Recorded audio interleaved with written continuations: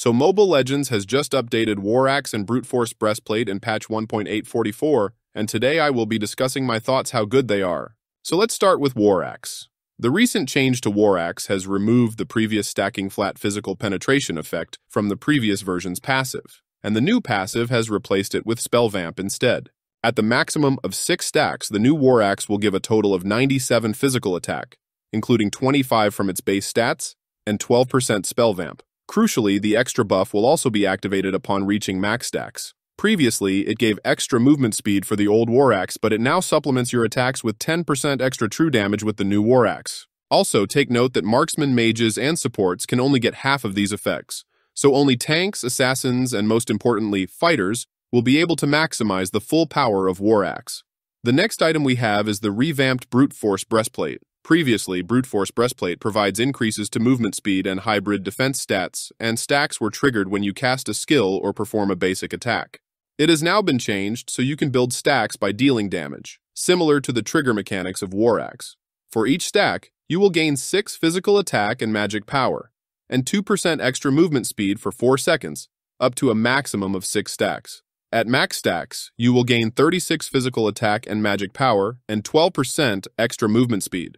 In addition, at max stacks, you will also gain 15% extra control duration reduction. I've done testing on the new War Axe and Brute Force Breastplate, and here are 4 things that are important to keep in mind when using these items.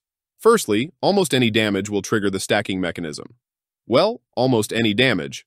I've tested items' effects, emblem talents, and battle spells, but it somehow did not trigger War Axe's passive, even though they deal damage. In the following test showcases, we have equipped both War Axe and Brute Force Breastplate, so in theory, they should be triggering at the same rate and at the same time, but you will notice that this is not the case.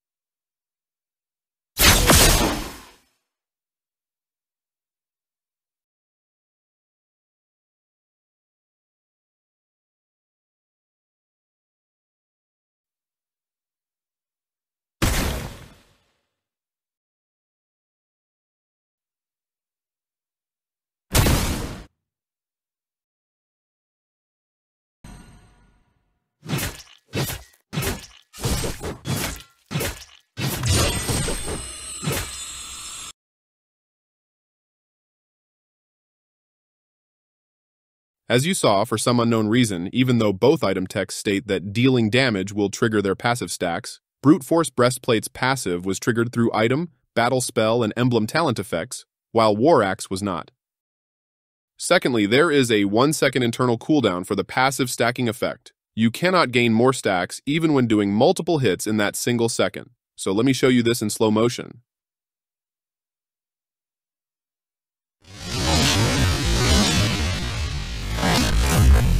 As we saw, we were not able to gain extra stacks if we attack too quickly. Specifically, it must take a whole 6 seconds, beginning from the first instance of damage, in order to build both item passives to maximum stacks. This means that War Axe and Brute Force Breastplate are more intended for heroes that like to stay in fights for longer periods, which gives them more time to build and maintain stacks. Thirdly, you can gain up to 4 stacks by just attacking once. This is because the War Axe effect can last up to 4 seconds, and it will automatically gain stacks, even if you cease your attack. Here is a showcase of it in effect.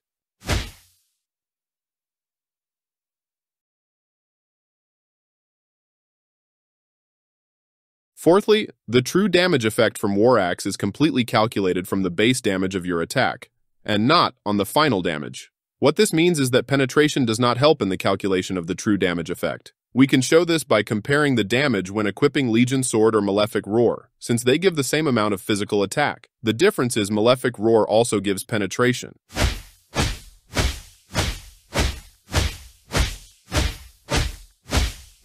As we can see, we did not gain any more true damage from War Axe's passive, even with the penetration from Malefic Roar. This means that you should increase your base damage instead of penetration if you want to maximize the War Axe true damage effects.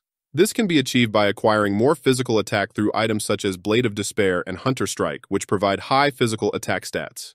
I have put both War Axe and Brute Force Breastplate through live testing in Mythical Glory ranked games, and in my opinion, the best heroes to use it with are heroes that are able to hold their ground and participate in longer team fights. The first hero that comes to mind is Balmond. His low cooldown, spammable, spin to win, skill 2 helps him to stay in fights and maintain War Axe and Brute Force Breastplate stacks easily.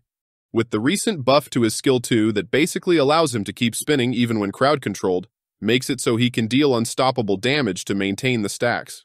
The combination of damage and movement speed, plus the cooldown reduction of both items, make it a must to build both of these items on him. The next hero is Exborg, who also has a spammable skill 1 flamethrower, which help to maintain the stacks on these items. Exborg already has innate true damage through his passive, and so stacking War Axe on top of it makes him even more annoying and deadly. Together with Brute Force Breastplate giving him even more damage and speed, he can easily stick to enemies and unleash his flamethrower.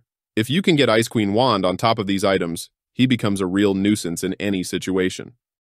As you can see from the two heroes mentioned above, what we want are heroes who have spammable skill sets and good sustained potential to really maximize War Axe and Brute Force Breastplate passives.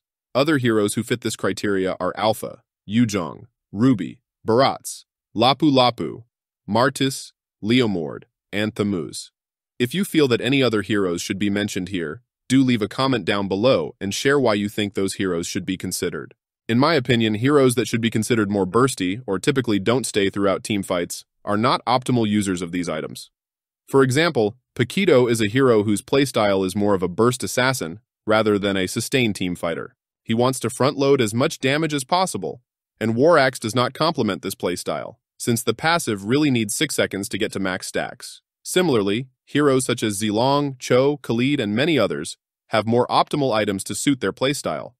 However, junglers could possibly make use of War Axe and Brute Force Breastplate quite well, since they are able to build and maintain stacks through jungling before joining a team fight.